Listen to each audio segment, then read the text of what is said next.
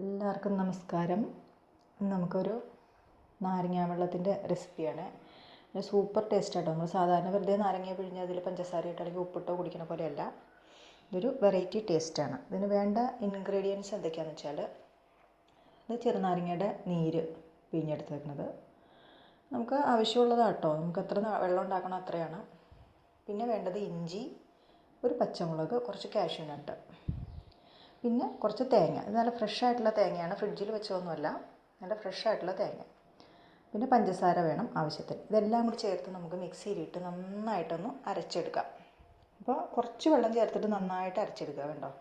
എന്നിട്ട് നമുക്ക് ആവശ്യത്തിന് വെള്ളം ഇതിലേക്ക് ചേർത്തിട്ട് നന്നായിട്ട് അരിച്ചെടുക്കാം.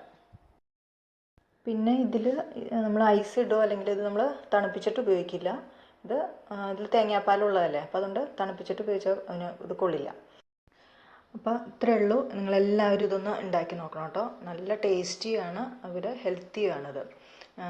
പിന്നെ നമുക്ക് ഈ സമയത്തൊക്കെ എന്ന് പറഞ്ഞാൽ നല്ല ചൂടുള്ള സമയമല്ലേ, ഈ സമയത്തൊക്കെ ഇത് ഉണ്ടാക്കി കുടിക്കാൻ നമുക്ക് എളുപ്പമല്ലേ. ഇത് വലിയ ബുദ്ധിമുട്ടൊന്നുമില്ല ഉണ്ടാക്കാനായിട്ട്. എല്ലാവരും ഉണ്ടാക്കി നോക്കണേ.